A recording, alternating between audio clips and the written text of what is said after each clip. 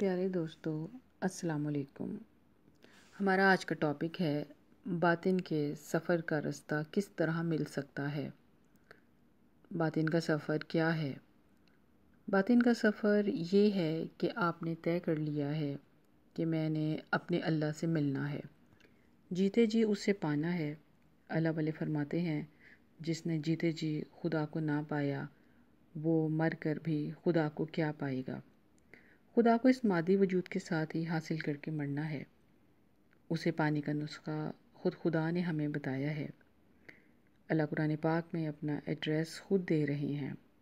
باطن کے سفر کا آغاز ایسے کریں کہ ہم اپنے اللہ سے معافی مانگ لیں اور اس کا مقرب بندہ یعنی پسندیدہ بندہ بننے کی کوشش کریں۔ باطن کا سفر آفاقی سفر ہے۔ آفاقی سفر کا مطلب ہے آپ کے سفر کا رخ خدا کی طرف ہے۔ بزرگوں نے یہ بات سمجھائی ہے کہ جب آپ کے انر میں یہ خیال بیٹھ جائے کہ میں نے اپنے اللہ کو راضی کرنا ہے، پھر آپ پر ہر وقت رقت طاری رہنے لگتی ہے۔ پھر آپ میں عاجزی آ جاتی ہے۔ آپ کسی پر روب نہیں ڈالتے، غصہ نہیں کرتے، سب سے عاجز اور کمزور بن جاتے ہیں۔ کوئی دنیاوی سامان اکٹھا نہیں کرتے، آپ کو دینا آ جاتا ہے۔ بندے کے انر میں درد سما جاتا ہے۔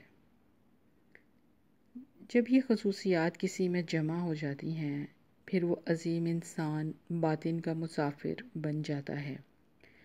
اللہ سے اللہ کو طلب کریں۔ نبی پاک صلی اللہ علیہ وسلم نے فرمایا ہے، اے انسان اپنا احتساب کر، جب تک خود کو چیک نہیں رکھیں گے باطن کا سفر کیسے ہوگا۔ انا کے مقابلے بازی ترک کرنا ہوگی۔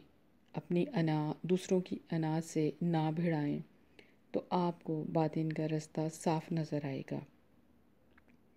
انا کے خول میں بند ہو کر انسان ہر قسم کے احساسات سے دور ہو جاتا ہے۔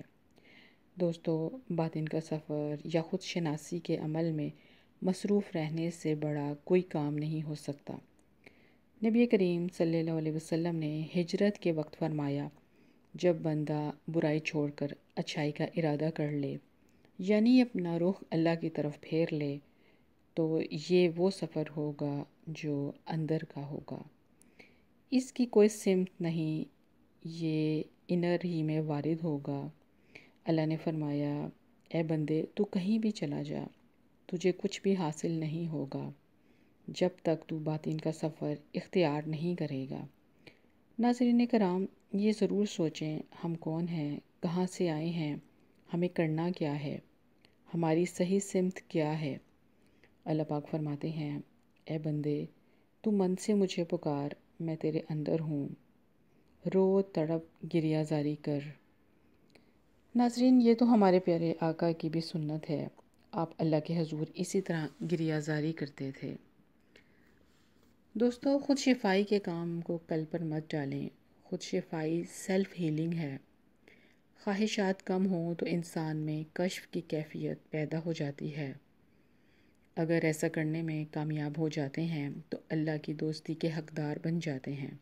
اور یاد رکھو، دل کا آئینہ میلا ہو جائے تو نگاہ محدود ہو جاتی ہے۔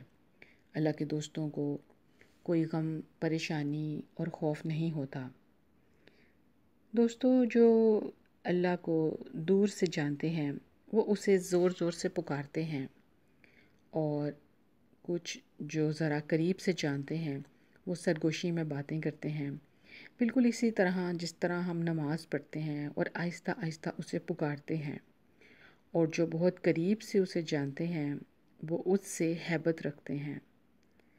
اگر باطن کا سفر اختیار کرنا ہے تو ہیبت میں رہنا ہوگا، اس سے ڈرنا ہوگا کہ ہر وقت وہ ہمیں دیکھ رہا ہے۔ یہی کامیابی کی بات ہوگی۔ دوستو، اپنی مرضی چھوڑ دیں، اللہ کی مرضی کے کام اختیار کریں، اپنی مرضی پر اللہ کی مرضی غالب کر لیں، اور تنہائی میں بیٹھ کر غور کریں۔ اگر آپ نے باطن کا سفر اختیار کر لیا تو عظیم منزلیں آپ کی منتظر ہوں گی۔ اس طرح آپ کو ہر روز ایک نیا ہیرا مل سکتا ہے، مگر یہ سب اپنی ظاہری ہستی کو مٹا کر حاصل ہوگا۔ انسان کی تخلیق مٹی سے اس لیے کی گئی ہے کہ اسے مٹ جانے کا علم آ جائے، یعنی عاجزی کا علم آ جائے۔ یہ شاعر نے خوب فرمایا ہے، مجھے عاجزی میں وہ مزہ ملا کہ جو غرور تھا وہ نکل گیا، تیرے کرم کی ایسی ہوا چلی کہ میں گرتے گرتے سنبھل گیا۔ ناظرین کرام، لوگ کل بھی دکھی تھے، آج بھی سکھی نہیں ہیں۔ لوگ آخر کب سمجھیں گے کہ ان کے دل کا سکون اللہ کے قرب میں ہے، دنیا میں نہیں۔ ناظرین کرام، آج کی آخری بات یہ ہے کہ کچھ سفر قدموں سے نہیں دل سے طے ہوتے ہیں۔